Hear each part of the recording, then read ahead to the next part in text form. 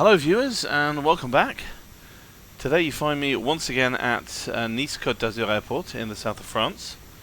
I've come back to pick up my passengers who've been sunning themselves on the beaches for the last few weeks, and they rang me up and said that they want to go mountaineering in the Austrian Alps, and so today we're going to be flying them to Innsbruck, famed for its fairly hairy approaches and very mountainous territory. So this will be the first time doing Innsbruck on the channel, and indeed really only the third or fourth time for me trying it in the real world.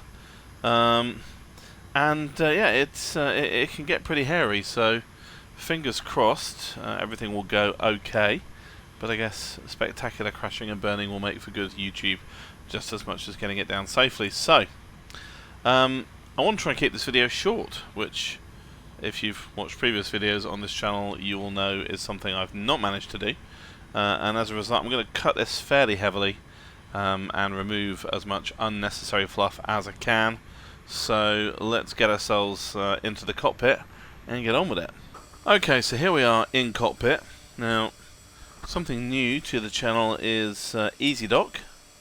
So I'm just going to go through the various panels, show the different views I've got here. You can actually see, get to the whole cockpit view now, see that the aircraft has already been set up. So we're not going to go through the checklist and setup, we are there already. So let's have a listen to the ATIS. Lima, Foxtrot, Mike, November, airport information, hotel, 0900, Zulu, weather, wind, 14, 8 at 6, visibility, 10,000, sky condition, few clouds at 2,600, temperature, 27, 2.20, QNH, 1012, advise on initial contact, you have information, hotel. Okay, we have hotel. We can go straight on to get our clearance, so just checking the frequency and now request clearance. Delivery Prepar3d with the ATIS for request clearance. Bravo Romeo Tango 010 cleared to destination airport via the Bravo Alpha Sierra India 6 Alpha, then as filed, climb and maintain flight level 80, expect flight level 36010 minutes after departure. Departure frequency will be 130.82 squawk 7541 QNH 1012.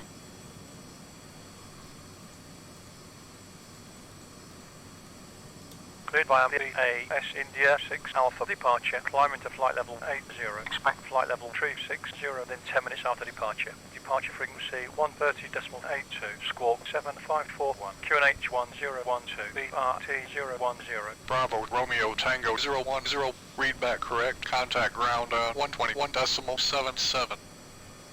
Roger, 121.77, Prepar3d 010.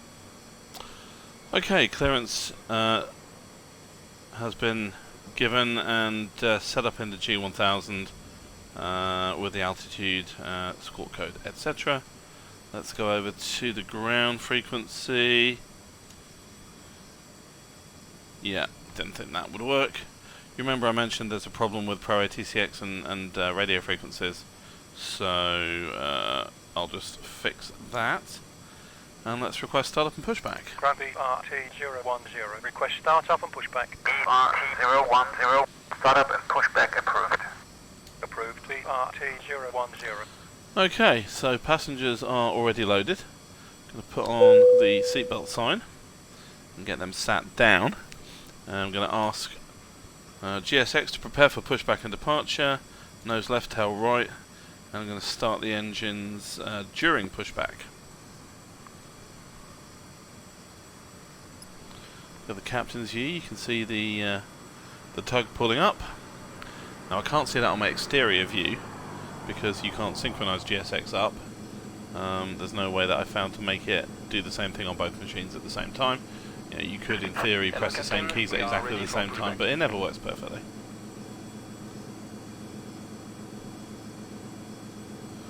So Marshall will come in from the left there. He will lock the truck to the aircraft and ask me to take off my parking brakes. Parking brakes I'm having problems with at the moment. The switch on my throttle quadrant appears to be not broken, but definitely not working very well. So that needs replacing. So I'll use the keyboard for now. And then once the push is underway, we'll get the engine started. Now, as you remember, that's pretty easy on this aircraft. Literally just turn the dial around to start, and it's Saitek. It'll do everything pretty much of its own accord, so nothing really to watch there. Release parking brakes. Parking brake released. Push. All engines clear, start at will. Push commencing now. And we're moving. Okay, so let's take a look at the instrument view. And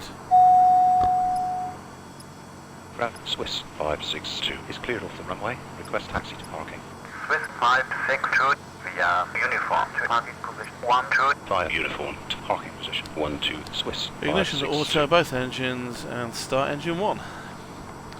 You can see the N2 and N1 climbing there, and when it hits 20% N2, fuel will be injected and the engine will start.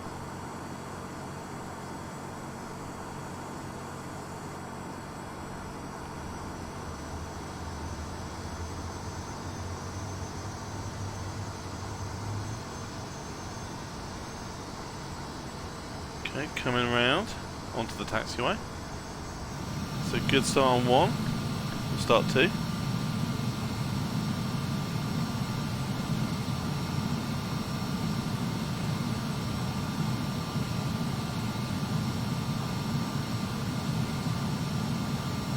Set parking brakes. Good start on 2, parking brakes set.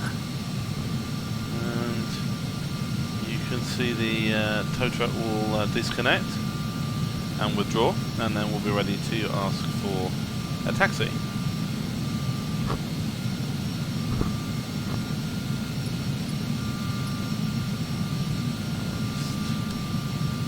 Get the ignition off for each engine. Unlocking gear. Remember that the beacon lights come on automatically, so I don't need to switch them on, but I will just for completion's sake. And now the nav light will go on, P2 heat will go on, tow truck is withdrawing.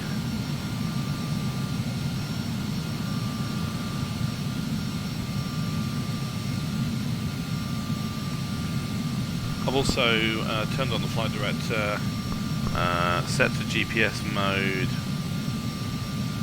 and I'm setting an initial VS number of 1500 feet per minute, so that we're ready for that as soon as we've taken off. I'm pretty much going to hand over to the autopilot. Otherwise, very easy for things to get out of control. Oh, I see an aircraft that's just randomly appeared in the parking space that I've just vacated. And GSX is done, so let's ask for a taxi. Ground BRT010, request taxi. So flap 1. 010 via Delta Whiskey Alpha 32, hold short of runway 04 right. Via Delta Whiskey Alpha 32 to runway 04 right, BRT010. Swiss 562, hold your position. Holding our position. Swiss 562.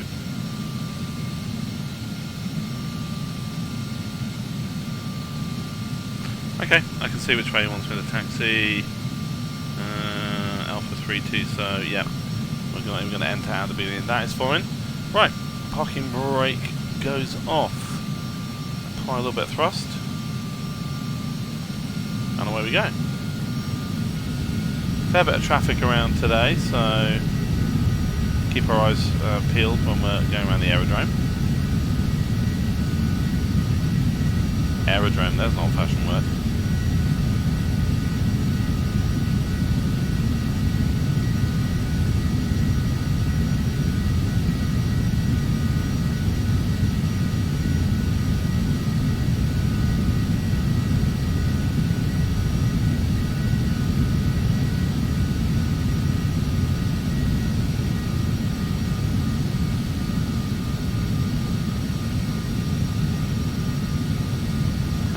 Disappeared randomly. Again, not an unusual occurrence with Swiss traffic. 562, continue taxi. Roger. Swiss 562.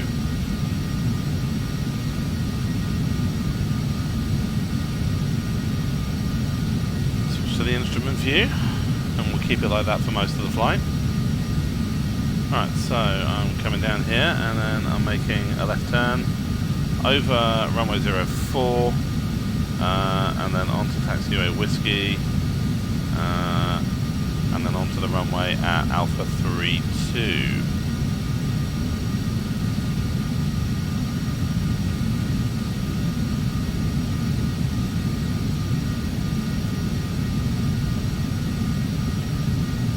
So left turn here onto Charlie.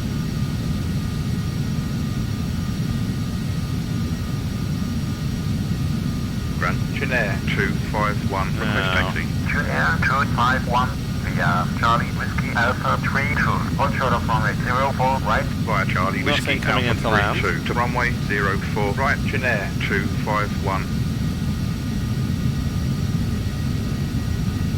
So we can just go straight across 0.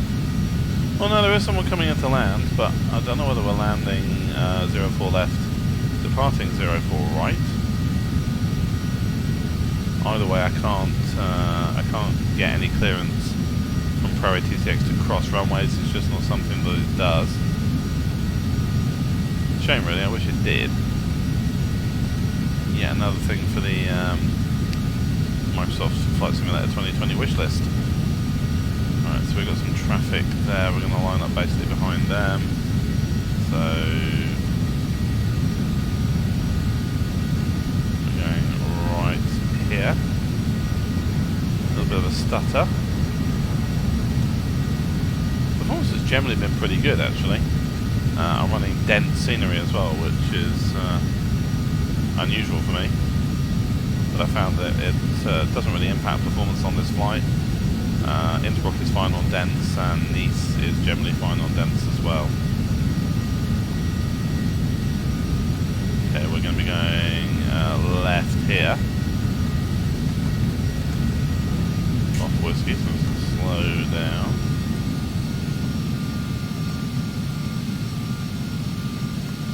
Yeah, a little bit hard on that braking.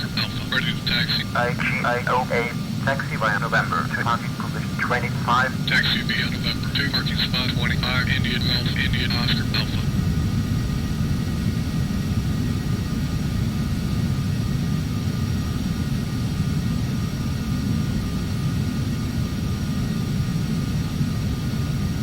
I've been told to come on this way. Also not going to go over the threshold because that guy's going. But this is Alpha 3-2.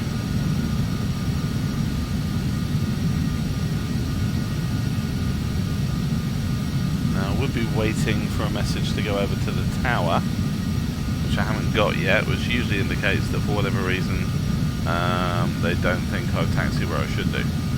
But this was the taxi instruction I was given. So yep, I can see Pro ATCX really doesn't think that I should be there. So I'm going to go over to the tower frequency.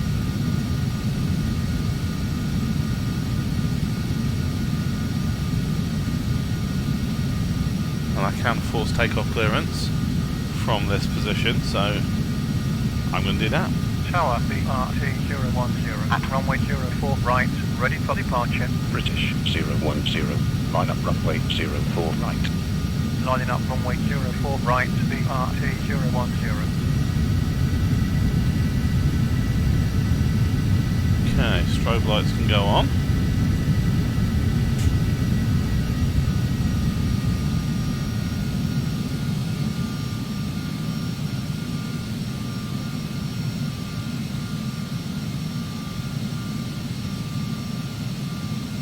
Tower IGILE for runway 04 left. India Golf, India Lima Bravo.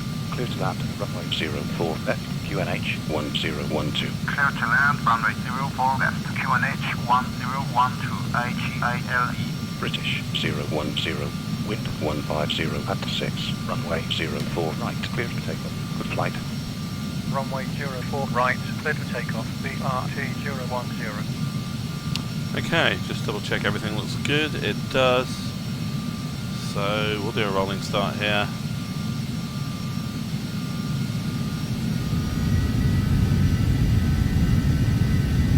Bit of a crosswind, so put in some rudder. Takeoff power is set. Whoa, whoa, whoa, whoa, whoa, whoa. Vertical track. 8 knots. V1. V2. Alright. Well, that's a slightly wobbly takeoff, but not the end of the world. Positive climb. Gear up. Gear coming up. And we're going to go straight to autopilot now. Flaps can come up. Bus comes back. Keep an eye on my power. 010. Contact departure on 130.82. 130.82. BRT010. Right, let's go with the COM2 and we'll check it. Roger, BRT010. Wind you passing 1,200. Flight level 80. BRT010. Radar contact. Continue climb VAS. Index. South departure climb to flight level 80. Via VAS India 6 Alpha departure. Climbing to flight level 80. BRT010. ED1680. Maintain present altitude. Present altitude. ED1680. ED1674. Maintain present altitude. Present altitude. EZ1674. Okay, we're on our way. Pretty sedate rate of climb at the moment, and that's fine. I'm going to engage flight level change mode at 230 knots, so let's just slow down a little bit. I did very briefly bust the 250 knot limit, which I shouldn't have done. Departure V3M with you at flight level 76. I doubt anybody noticed. Roger. Right, with flight level change mode active, I can now put a bit more power in, and the aircraft will trade speed for climb rate.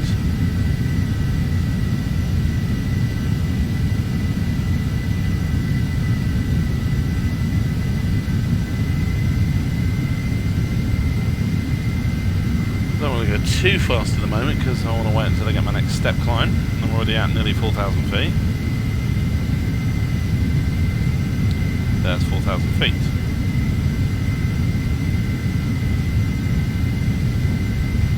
ED1680. Climb to 3,000. Climbing to 3,000. ED1680. 5,000 feet transition altitude now. Taxi and landing lights go off. So flaps are up. 74. Gear is up. Climbing to 2,000. EZ1674. We need to be in climb mode, but I want to get my next climb instruction before I push the throttle further. Forward. Here we go. Climb to flight level 180. 180. Good.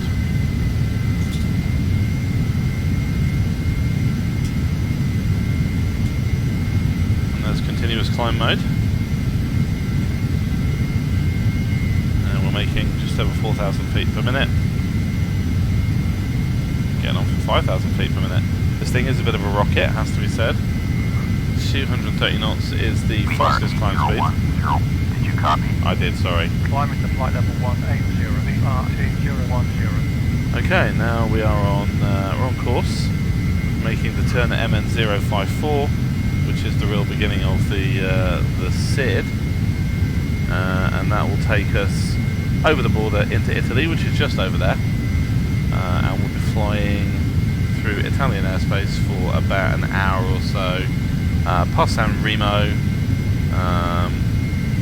then overland for a little bit past Imperia, until we reach the beacon at Albenga, and we're back over the sea again until we hit the NDB at Genoa, and from Genoa it's then across land, across the top part of northern Italy, until we hit the southern borders of Austria, and from there we head roughly northeast-ish until we hit Breno, which should be the beginning of our approach, well, our arrival, sorry, star, and at that point we'll make quite a big, well, depending on which star we're given, we'll either make a big right turn or we'll just carry on heading pretty much straight on. And it all depends which runway we're going to be approaching in the end. So there is runway 08, runway 26 at Innsbruck, and depending on what the weather's like when we get there, we could get either. I've had both in practice. Now runway 08, both cases it'll be the RNAV Zulu approach. So this is a modern equipped aircraft. It has the capability to do RNP, and so we'll be given an RNAV approach. RNAV Zulu runway 08. Interesting one. So both approaches take you down the valley. Climate to flight level 280, BRT010. Both approaches take you down the valley. Climb and maintain flight level 110. Climb and But maintain the flight level 110. RNAV 08 approach has you start your approach at 13,000 feet. Now the airport is at 1,944 feet, so it's not a full 13,000 feet of descent, but it is 11,000 feet of descent during your approach. It's a much steeper descent than normal, except maybe for, say, London City, but then London City's descent is much shorter. So very easy, if you don't set up properly, to get trapped into a situation where you literally can't slow down enough to lose enough altitude to get to the airport. And if you find yourself under the line of the mountains but unable to land, you've got to execute the go-around procedure, which can then be quite risky. So it's definitely challenging. The runway 26 approach, the RNAV 26 approach, requires you to start at 9,500 feet, so it's not quite so bad. And then there are the circling approaches, the DME and localizer approaches, where you actually approach from the opposite direction. And then when you get near the airport, there's actually a little shelf in the valley where you can fly off and then literally turn around 180 degrees. 125.27, BRT010. Let's go over to 125.7. Let's see if that works. Yeah, that worked. Check in. Center IG9XU. Good day. Talked over that guy. With you at flight 390. IGIXU identified. Radar BRT010. With you passing flight level 200 for flight level 280. BRT010 identified. Okay, I'm going to have the co-pilot take over the radios. Make life easier for me, and I'm going to turn on the background ATC. We'll just turn down the ATC channel a little bit.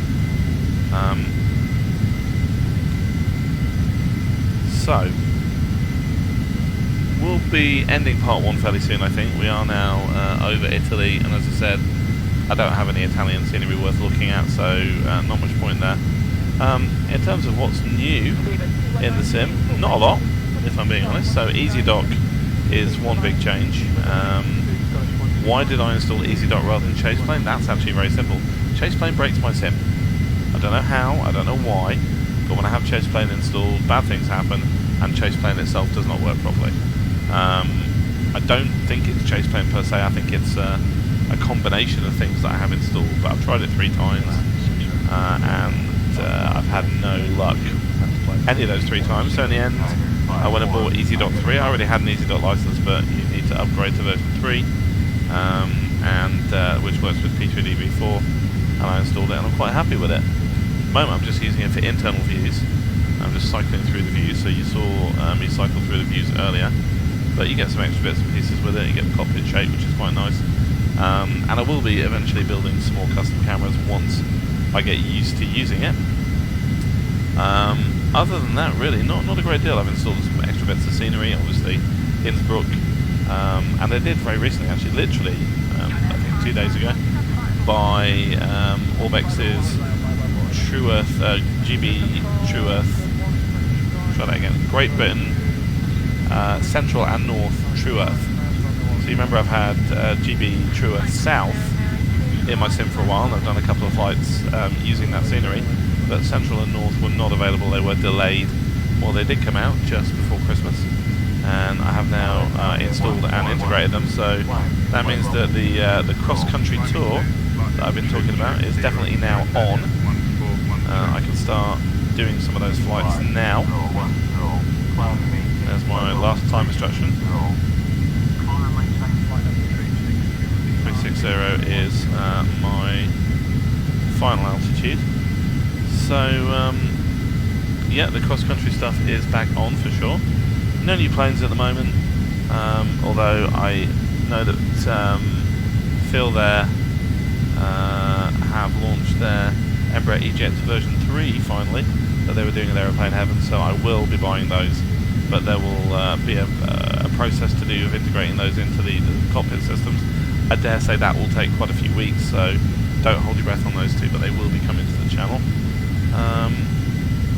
Other than that, really, I'm just installing scenery when I need it. You probably recall me saying I'd installed the whole state of Vermont so that I can do some training exercises with the training course that I have.